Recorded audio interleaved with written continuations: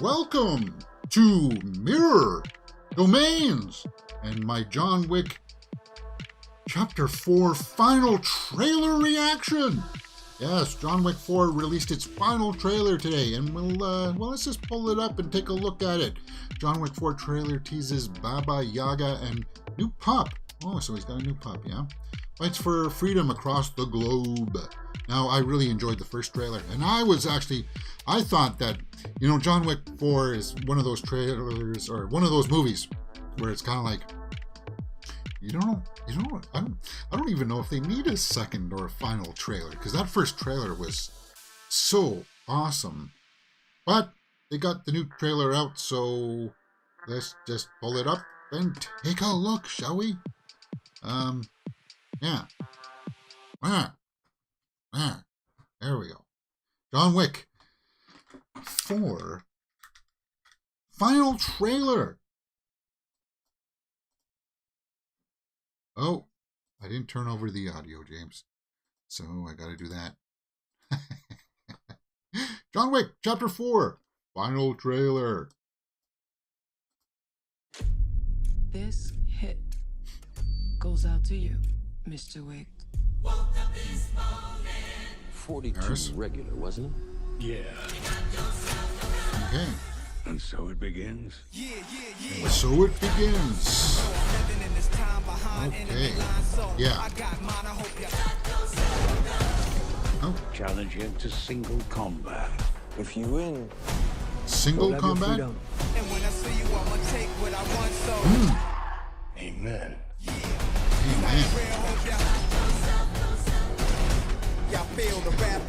Yeah, you see those training videos of Keanu Reeves. He actually does all that stuff, right? He trains for it. Rigorously.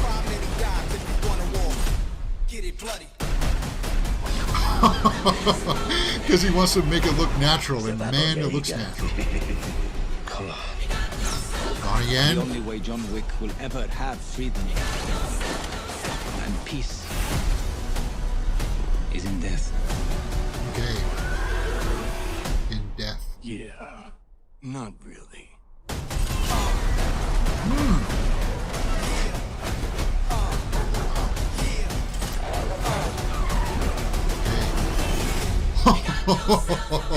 Oh, wow. Yeah. March 24th, guys. What do you think about that trailer for John Wick 4? Final trailer. Cool in my books. That was cool. Guys, I dug that quite a bit. Yeah. March 24th is just around the corner, guys. About 5 weeks away. And I think that one's going to be awesome. That's going to be awesome. Really cool. What's next? Tetris movie, yes. Now, this is not going to be about blocks going down into the different game cells. It's going to be more or less about the rights issues and legal battles going on behind the scenes. And I see an Apple TV Plus signal there, so I'm guessing that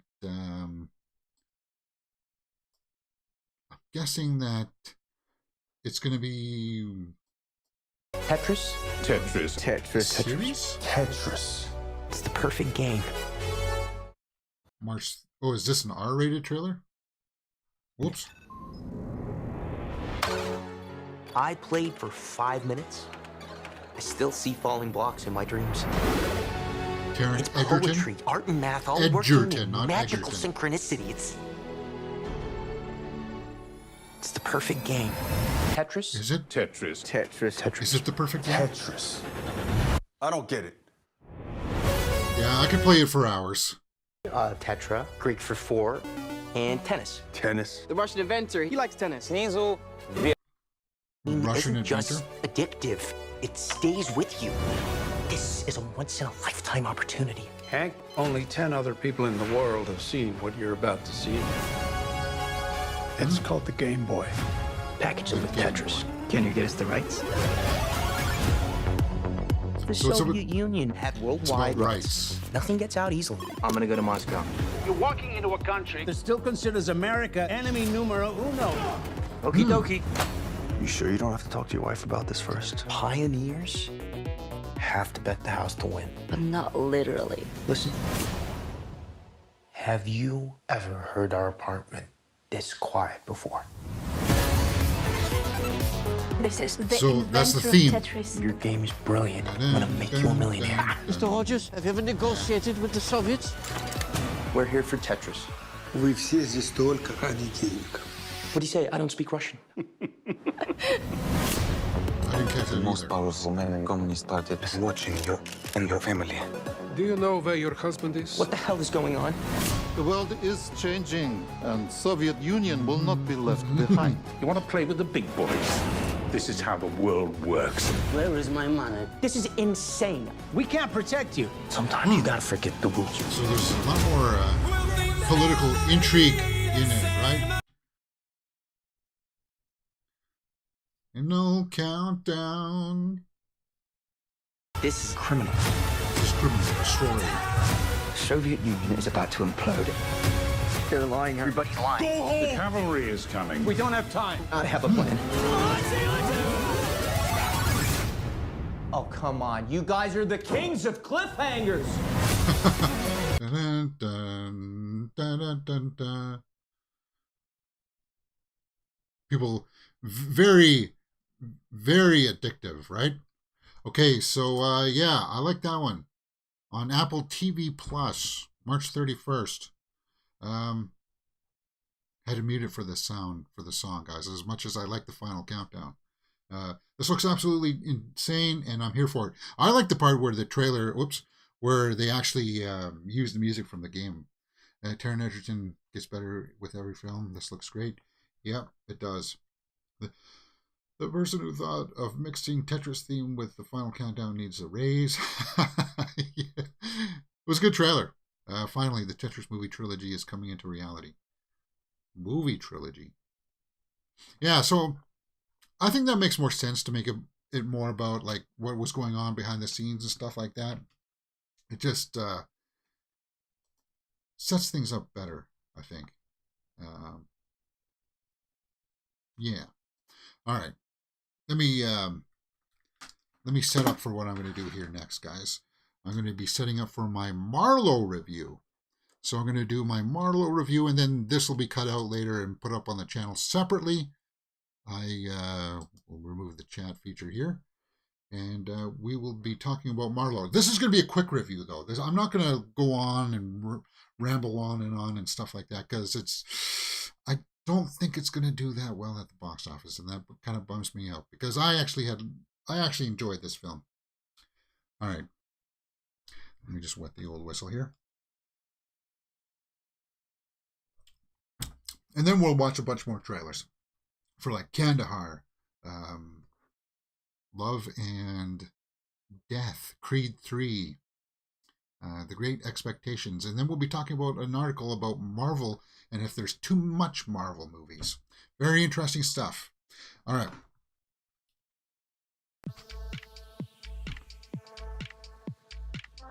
Marlowe stars Liam Neeson, Diane Kruger, and Jessica Lange, and it's out in theaters this weekend, guys. Now, I went out and saw it, and I liked it. But you got to know this going in. It's a film noir. It's a slower-paced film, a mystery movie, and the synopsis reads, in the late 1930s Bay City, a brooding down on his luck detective is hired to find an ex-lover of a glamorous heiress. Now, knowing that this is film noir, you have to expect a different pacing here. This isn't traditionally, okay, they meet, they fall in love, they can't be in love, so they separate, and then they realize they love each other in the end. That kind of style, that classic like 3-act structure. No, film noir is not like that. It's a very different pacing. It's a very different style of story, and it's a very different style of mystery too. Because this movie is more about like, not like a whodunit kind of mystery, but it's more of a why did they do it mystery kind of thing. And if you can know all that going in beforehand, then I think you will enjoy this movie. Because the cast in it was actually fairly good. And Liam Neeson as Marlowe was pretty cool, actually. I thought it was very well done. But who else is in this movie? Diane Kruger was in it. She did well. Jessica Lange was in it. Colm Meaney shows up in this. Yes. Danny Houston, Alan Cumming. Very good cast. And it's got some haunting scenes in it where, yeah, it gets kind of brutal with the crimes that happen in this.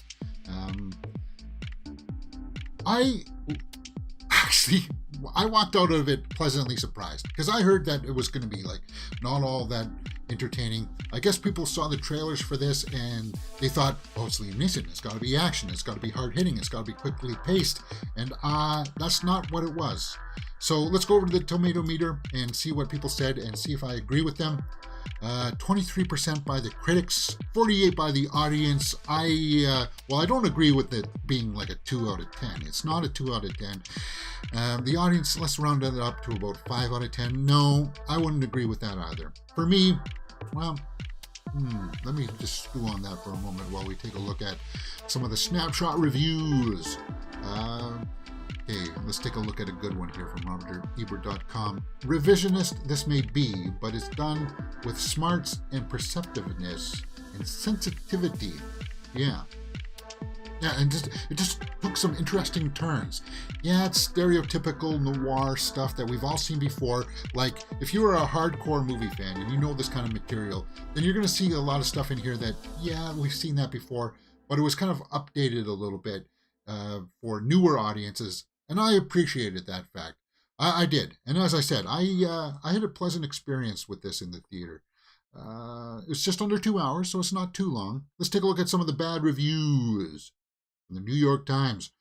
The cast is large, and the costume and set designs have been kept busy with period details, but Marlowe neither dutifully copies nor cleverly updates detective movie tropes.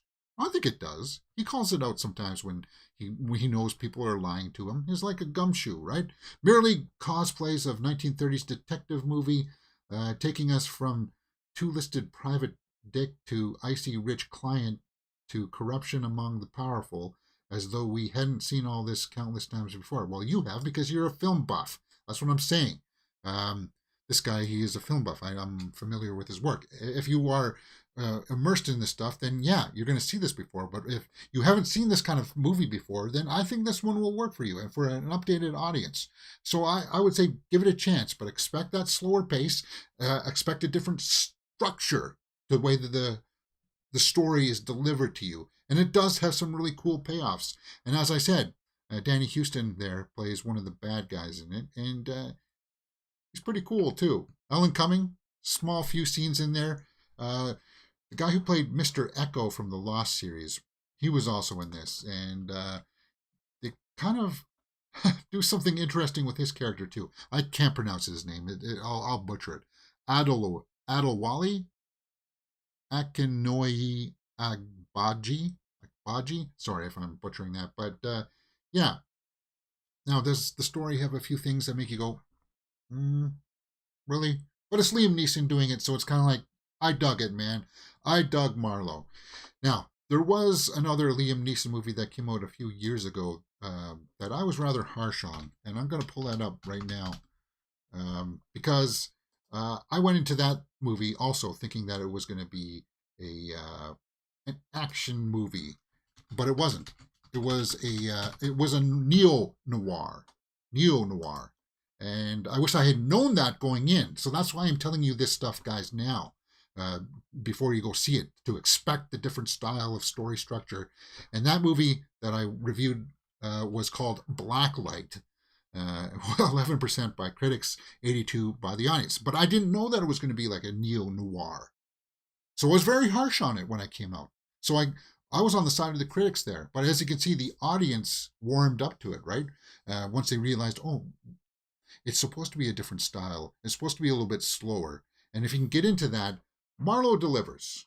I say Marlowe delivers and is worth the look in the theaters this weekend. Hey, if you're not going to go see Ant-Man and the Wasp, Quantumania, and you're in the mood for something just a little bit different, a little bit slower in pace and tone, something very deliberate. Marlowe is deliberate in what it does on the screen, for sure. And I dug it. I dug his interactions with the cops and stuff like that. As I said, Colin Meaney shows up in there and stuff like that. So it's good. I enjoyed it for what it was. Marlowe, I would not give as low as what these people were giving it. I would probably end up giving it probably a 6.5 out of 10, maybe for Marlowe, maybe even a 7, guys. That's what I felt about it. Did you go out and see it? Are you going to go see it? And hopefully you heed my warnings about its pacing and stuff like that before you go in, and then you'll get some value out of it for sure. I hope it's going to be doing well enough for a sequel, because it does seem like it's got franchise material there. I just don't know if people are going to warm up to the idea of a noir film in this day of age in 2023. But we'll have to see. All right, guys, that's my review. If you liked what you've seen, hit that thumbs up button and subscribe. Right there.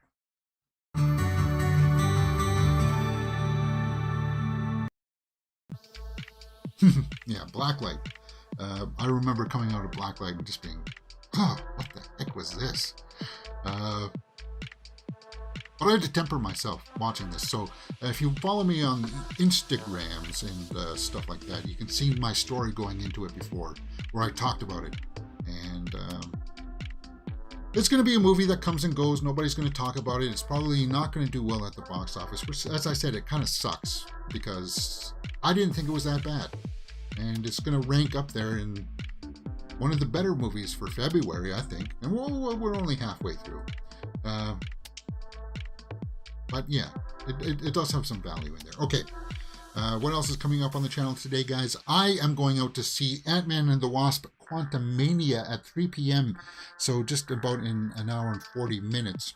So I'll be posting my straight out of the theater reaction for that later tonight. And then tomorrow, at our normal time, 11 a.m., I'll be doing my spoiler-free review. And then in the afternoon, I'll do my spoiler review. Or wait, I gotta go out tomorrow afternoon. I got a bunch of stuff to do. I'll try to fit it in somewhere. Maybe I'll just cut it in towards the end. We'll talk about spoilers for Ant-Man and the Wasp: Quantumania.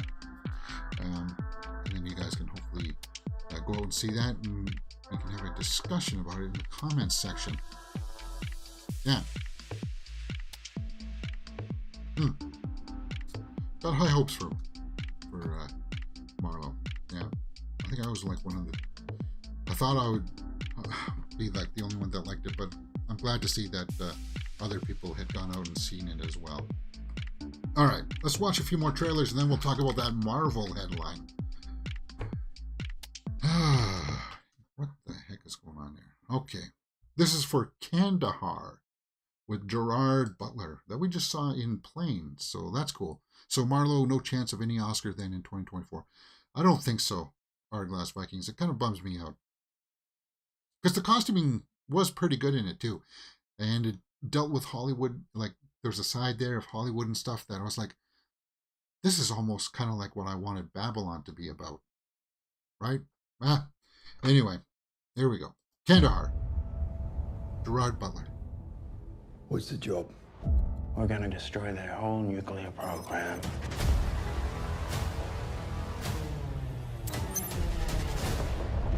So, are they mercenaries, or are they...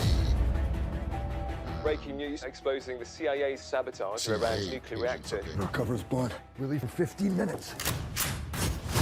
Gerard Butler. Stretch and point is an old CIA base in He Kandahar. can handle the action stuff. I'm just supposed to go home, and I'll be with you. I just got a great idea for Gerard. The distance is not the main issue. It's what's in between. Any of them catch my guys, we'll sell them to the highest bidder. The director of Greenland and Angel Has Fallen. Is coming to rescue us.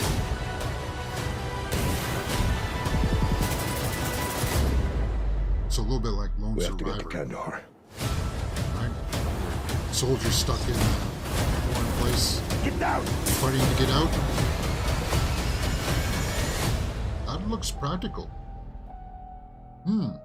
Kandahar. May 26th. That one looks pretty good. Let's see what people said down here. And it kind of sucks that he's not going to be in the sequel to Plane, right? I don't know why, but no matter how many of these action movies Gerard does, I'll always tune in because he's so likable as an actor. Yeah. I'm still surprised Gerard Butler hasn't turned out a global superstar yet. But he's still big. And yeah, go watch Plane because he was good in that. All right, what idea was I talking about for Gerard Butler? We're going to be talking about Star Wars here in a little bit. And I was thinking, well, could Gerard Butler be in Star Wars?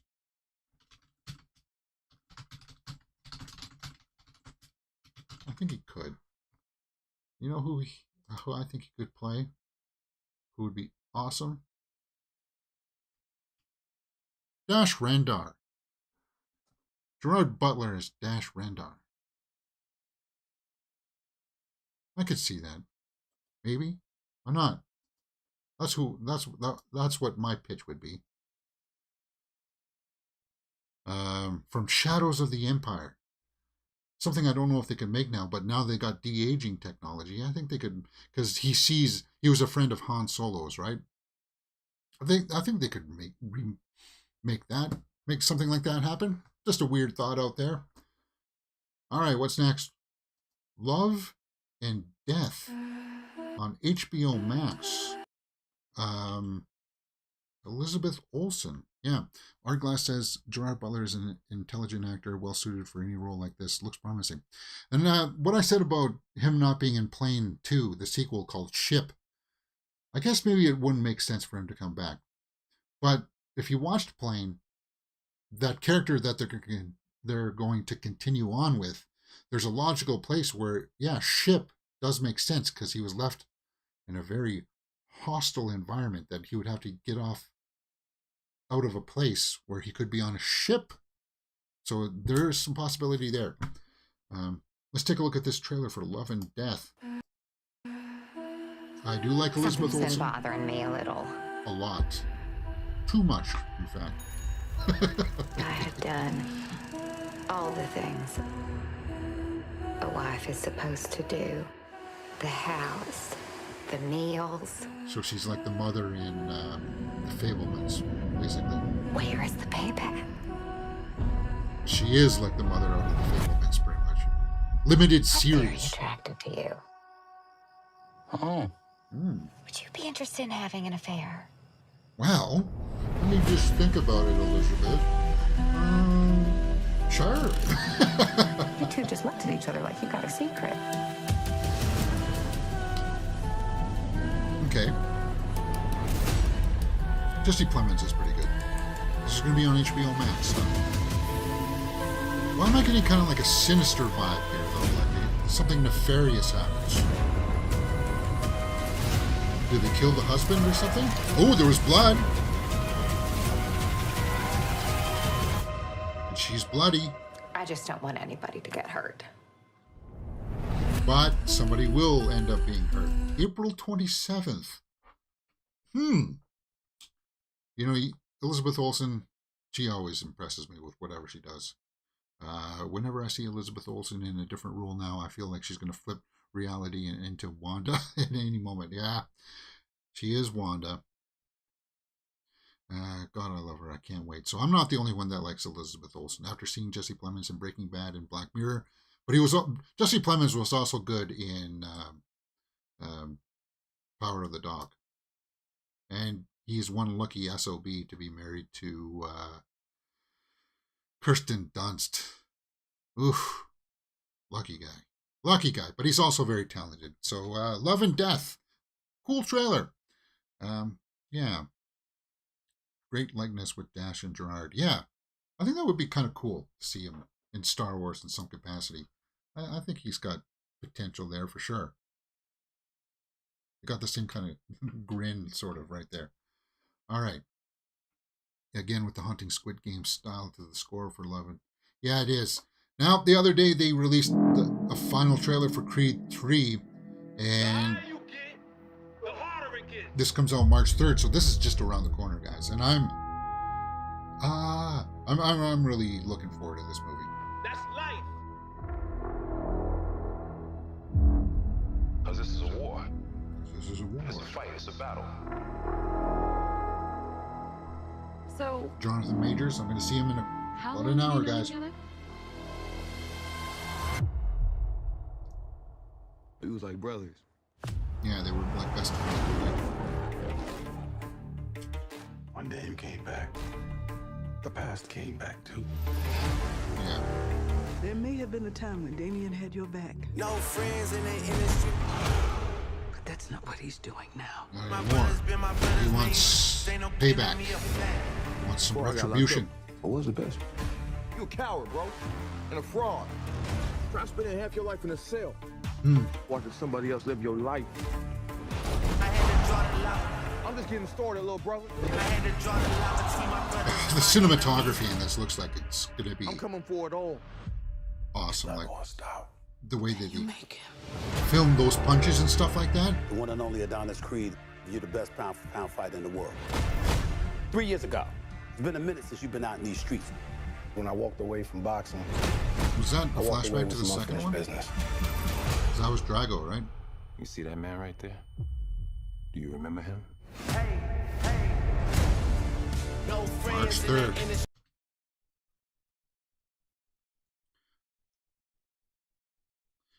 Yeah, Jonathan Majors is ripped in this one. Everything you've built. Everything we've built.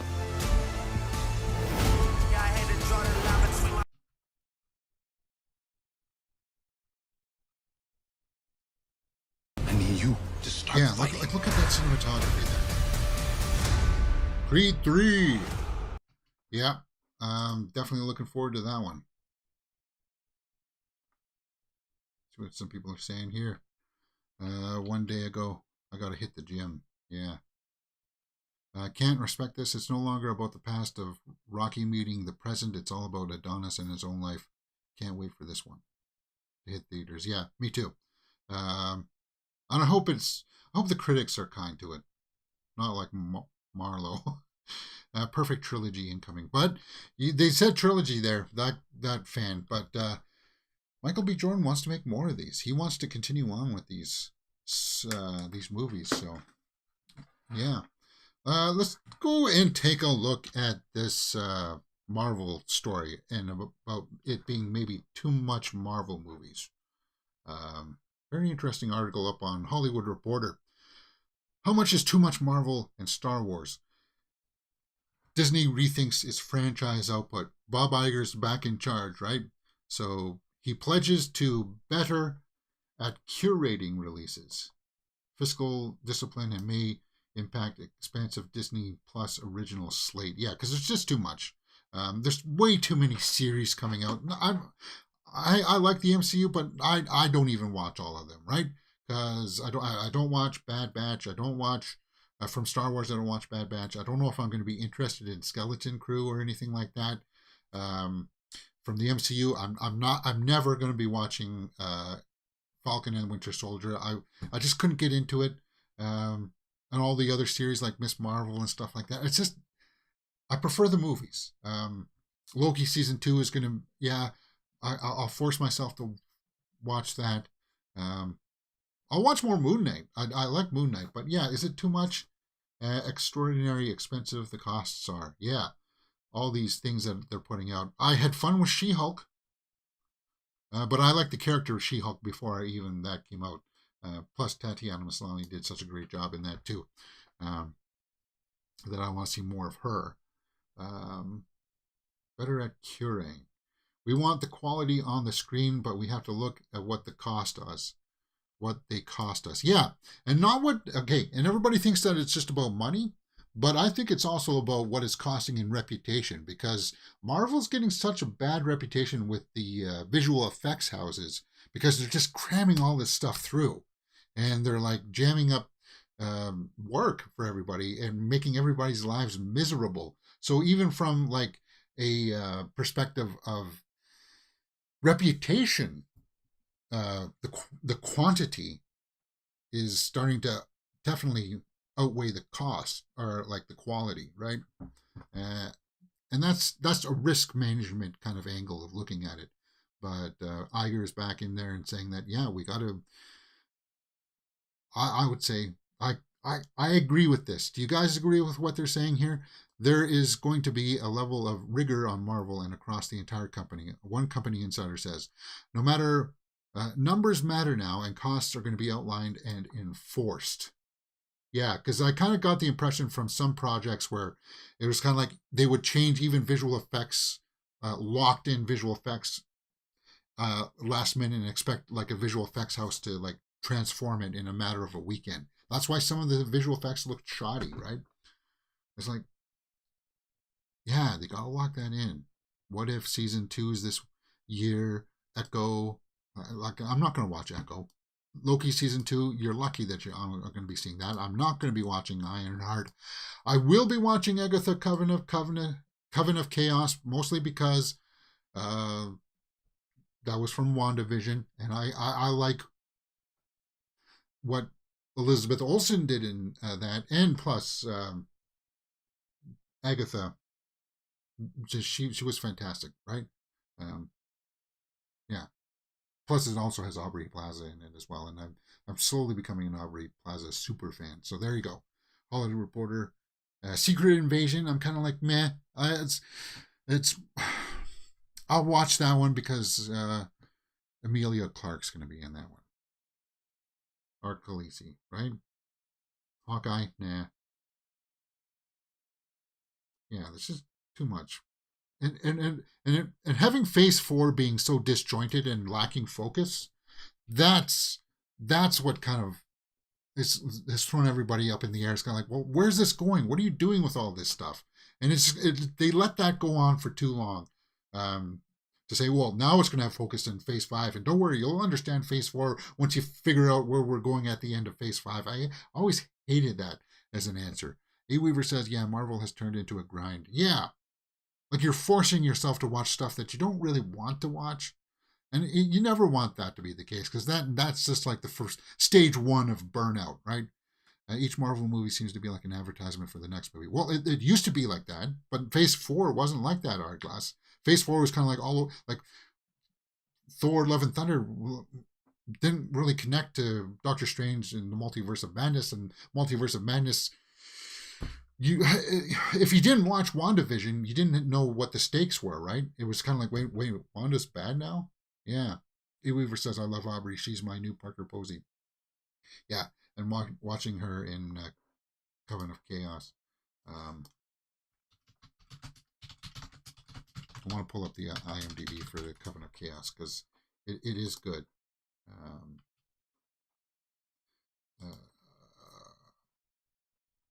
And hopefully we get some more on the Catherine Hahn. Yeah, she's great. So I'm looking forward to it. Joe Locke, Deborah Jo Rupp is going to be in this. So if you like the 90s show, she's back in this one. Yeah. Joe Locke, Emma Caulfield, Ford, Aubrey Plaza. I hope she's playing like an evil witch to her, or another evil witch trying to take her power. That's what I want to have happen. Chris Shover says they just released a clip of Mandalorian Season 3, Grogu sitting on a chair clip. Well, do we need to see that? Of him just sitting on a chair? Guys, it comes out in, what, 3 weeks? 2 weeks? Oh, yeah. 1, 7, 8, 9, 10, 11, 12, 13 days. 13 days. And we will be doing full live watch-alongs for Mandalorian here, guys. So, yeah, our schedules will be adjusted for that for sure. Thursdays we'll be watching that, right? Thursdays in the morning.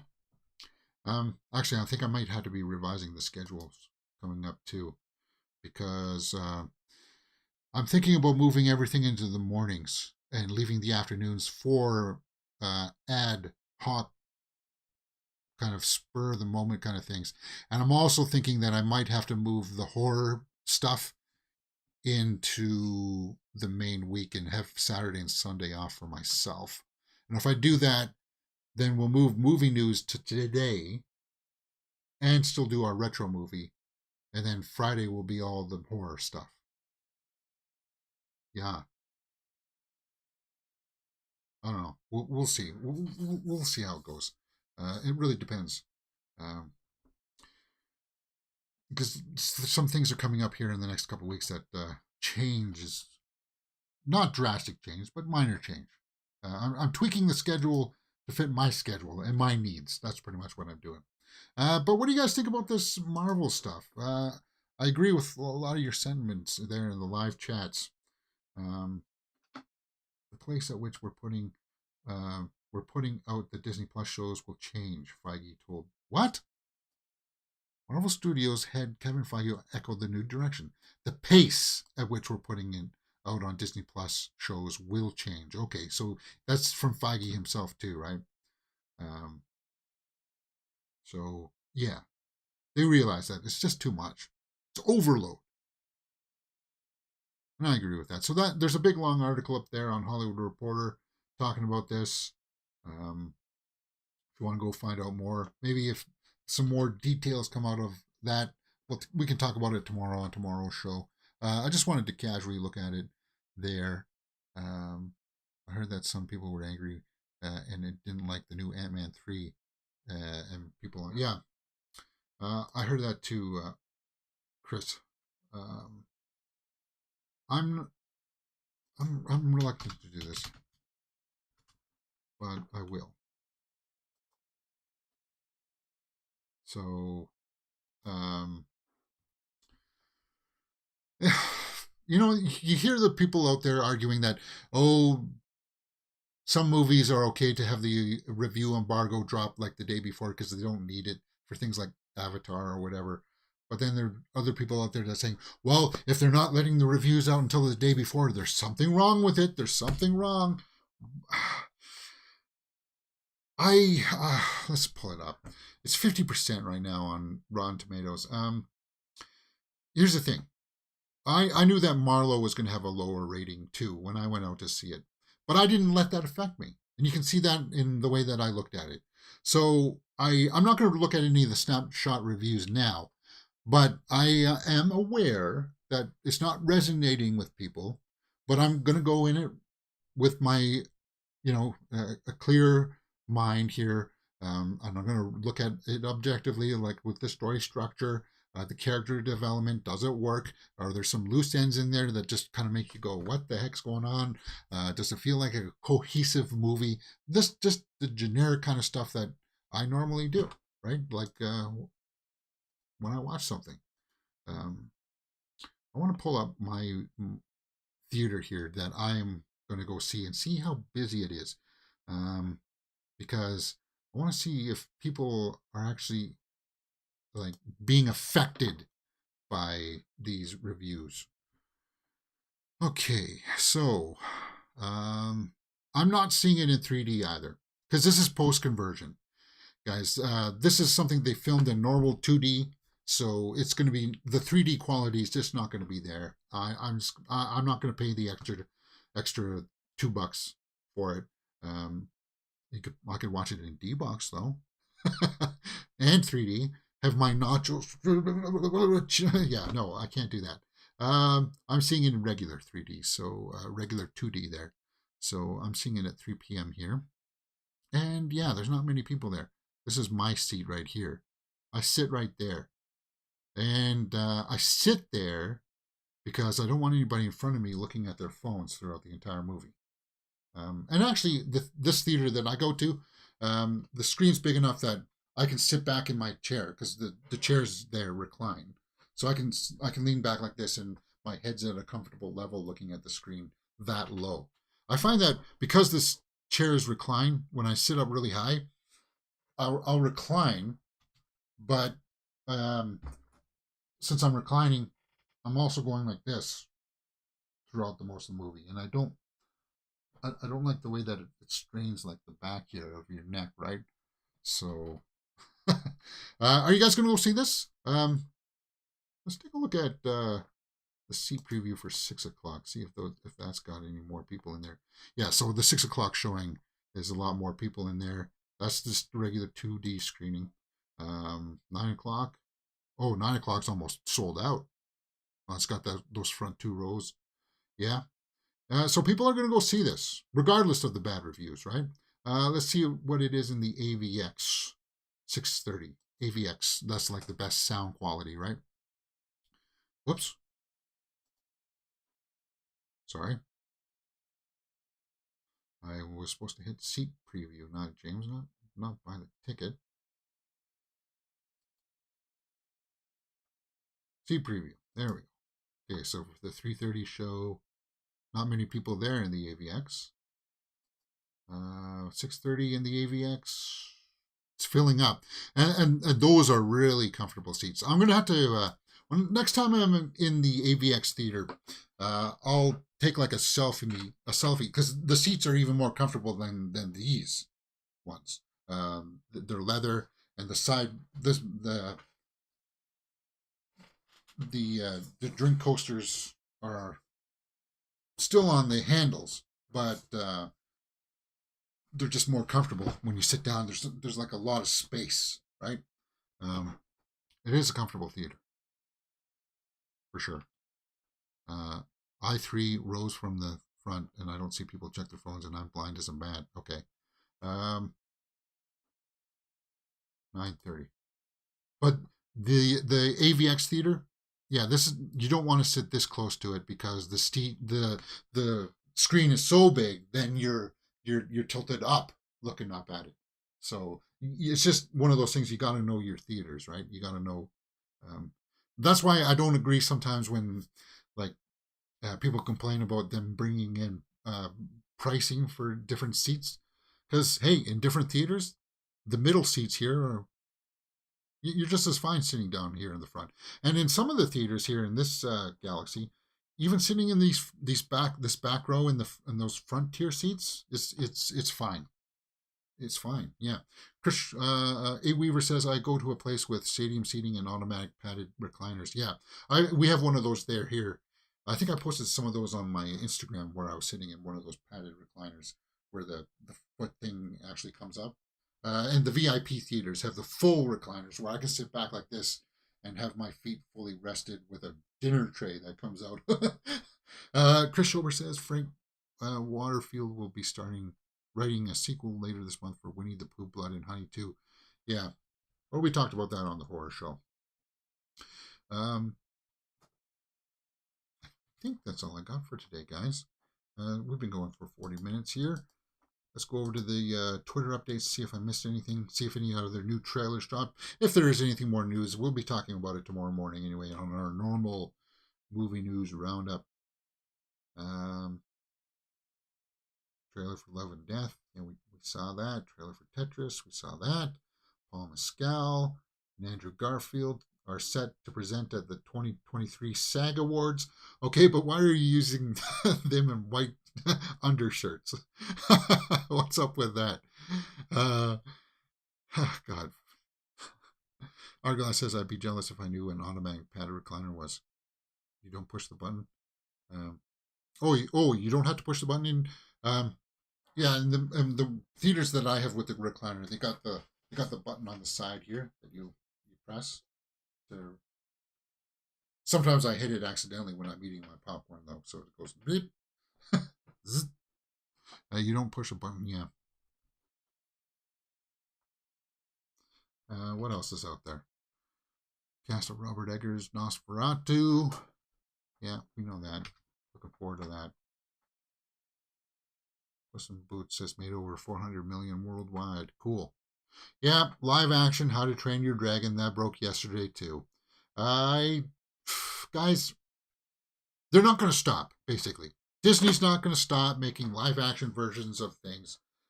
I don't think that really should come as a surprise to anyone. Now, will it lose its charm? And can you do it? Because they have, what is it? It's Scottish accents in it, right? Yeah, I don't know. I don't know how that will resonate with fans. Or the people out there that like to cry about wokeism or something like that. Why is Dick Van Dyke trending? Did he pass on? I thought he already passed on, actually. Didn't he? Dick Van Dyke singing and dancing at the age of 97.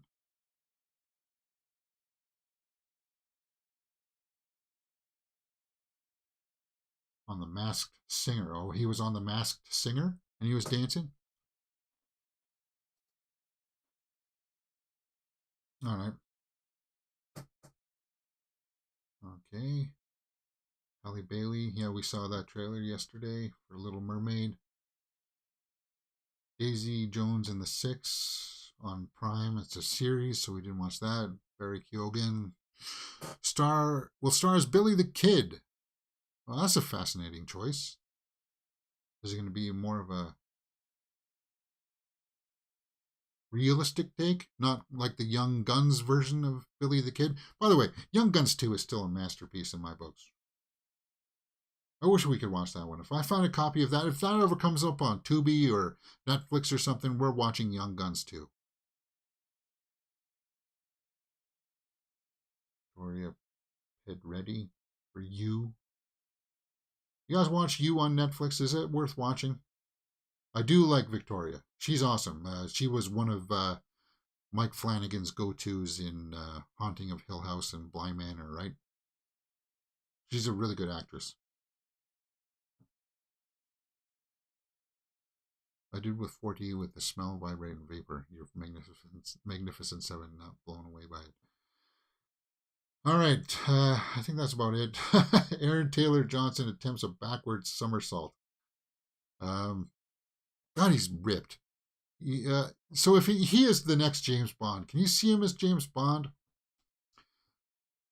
Because he got ripped for Craven, right? He was good in Bullet Train too. So he's going to do a backflip.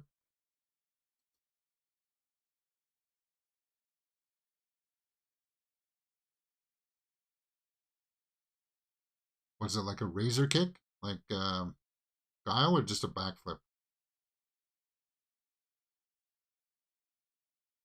Oh. So he didn't make it. It was kind of sloppy too. I bet all the insurance people were like, because you can if you land badly, your ankles are yeah. And it looked like he did that rather sloppily. So I bet all the insurance people were like, geez, just for a Vanity Fair photo shoot? Yeah. A. Weaver says, no, not to Bond. My sister loves You, keeps at me to watch it, says Arglass. Yeah, so maybe I will watch You. Roger Jean Page. On the death of the movie star, I got to go to movies to see the movie. It's like crying that there are no rock star sound designers anymore. This one department isn't getting this outsized amount of attention that they got used to for a while. Cry Me a River. Interesting. Cry Me a River. Well, I guess it is what it is. I got so lucky with a girl that I met on the street, says Chris Shover. Oh, wow. I don't know if that, maybe it's a little bit too personal for us here. But you know what else is personal? Playing this guitar. So, guys, that's it for me today. Thank you for joining me. Thought I'd just jam for a little bit. Why not?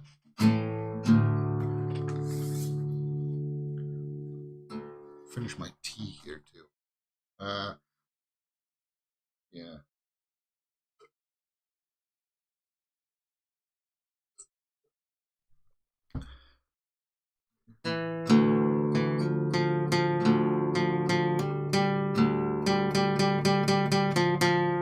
Well, Chris, good luck with the ladies. Hope you find love.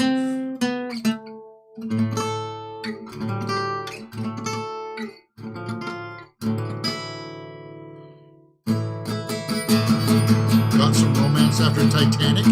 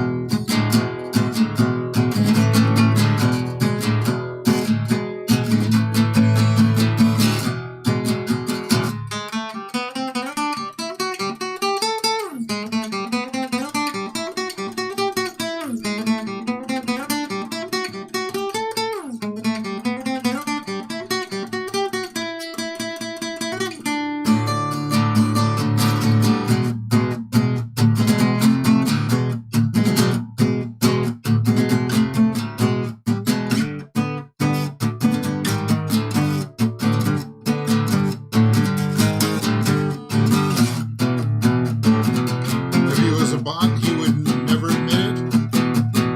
Maybe. I sang like 13 songs yesterday and my voice is really tired. So I don't think I'm going to sing today either.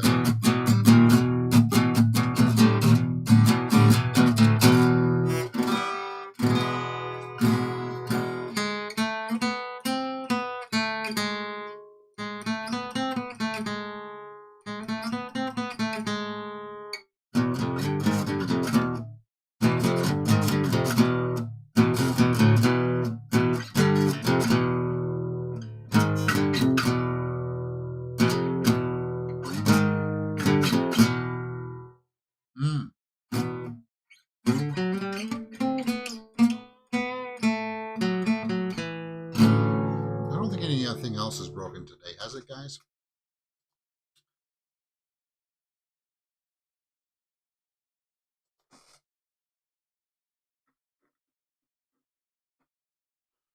Yeah.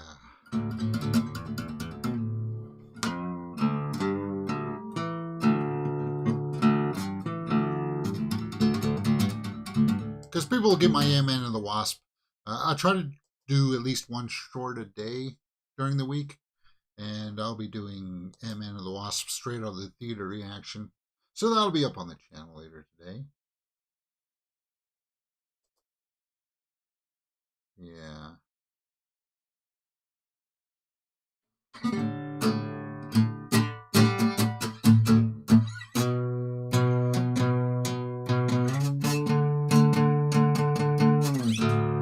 not a bot. I really wouldn't lie about that, says Chris. Yeah.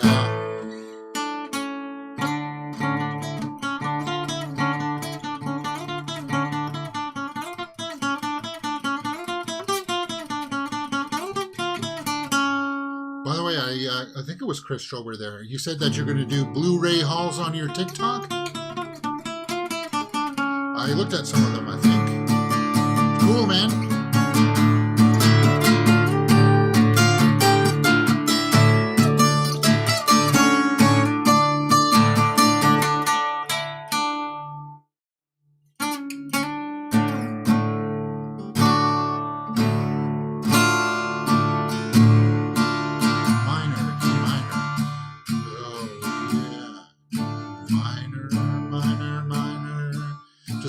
She's not a bot. As who? Your girlfriend? There was a movie about that, right? Her, with Scarlett Johansson and Joaquin Phoenix, where he fell in love with his operating system on a phone, which I think is going to happen to us one day. That guys will fall in love with their phones.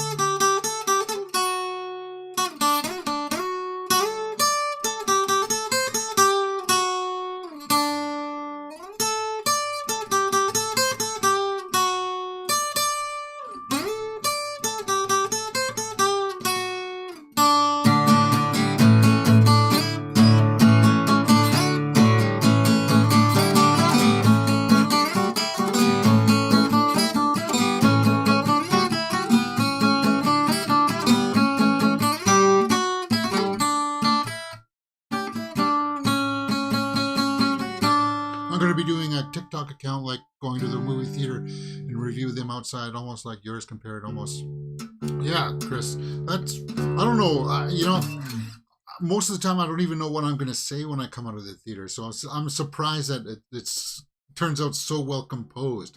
Sometimes you can catch and edit it in there where I'll start off so good and then I'll stumble over my words. And I have to edit that out. I don't like to do that though. I like to be able to at least catch myself getting out of, coming out of the door so you can actually see that I was inside the theater, right? Otherwise, I'm just some guy standing out beside this theater. Which I've done before. It does pay off if you can actually see the theater in the background. Was the score good in Marlowe, James? No, actually, that's maybe one of the weaker parts, Hourglass. It was effective. It served the score. Sorry, it served the movie. The score served the movie. Maybe that's an edge it was missing.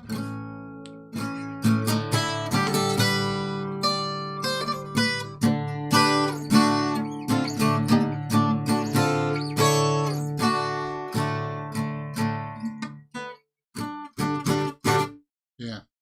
I would love to be a YouTuber like James E. Weaver says. Oh, thank you very much. Well, it's not, it comes over time. As I said many times, getting up and talking in front of the camera and stuff like that, it's a muscle. It's something that you got to constantly do on not a daily basis, but at least ideally at least every 2 days. Otherwise, it's something that you just lose. You got to work up the vocals for it as well. Like your voice will be tired after a good 40 minutes. So, like for me, I'll do the show like for an hour, or watch a movie for like 2 hours or something, and then turn around and then sing like 6 songs practicing. My voice is usually worn out by the end of the day. It looks like a lot of work. Well, I take a lot of the work out of it, like using OBS. I don't do, whoops, I don't do a lot of the editing anymore, right? The most editing I do is for those shorts.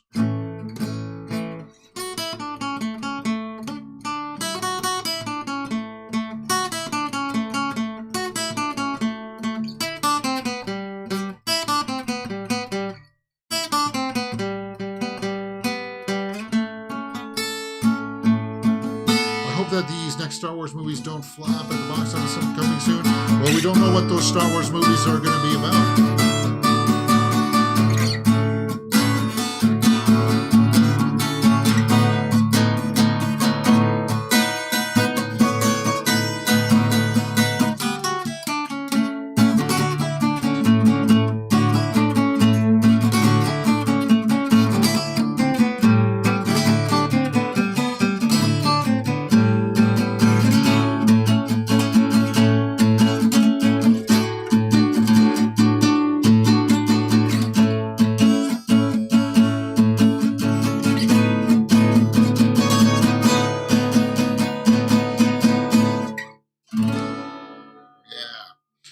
Guys, that's about an hour for me.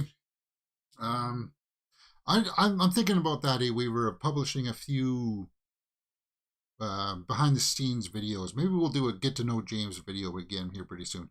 I did it for another channel where I showed him what my OBS setup looks like, so I can record these and fire them off like that. Like, gone are the days of me filming something on like on a memory card, which I used to do, then transfer it to my computer, record the audio on a different thing, but it's all in OBS now. So I like, it's all there. So most that I do are cutting off the beginnings and the ending, which I've started to even not even bother with that. I just upload it to YouTube, and then I'll chop off the beginning and the end, where I'm just like getting ready to set up, right, with the YouTube editor. If I need to chop in something in the middle and stuff like that, I can change that up too. But mostly I know what I'm going to do all before. So there you go. Hourglass says, I've been following James for almost a year now. I'm amazed that you've always evolved talent. Will always be up there. Format is tightening up. Yeah, it is, for sure. And the watch-alongs are gonna like open the door. And once people catch wind of it, that you actually get to watch the whole movie with me. It's not like me just sitting here like what other reactors do. It's not me just sitting here with like a blank screen here.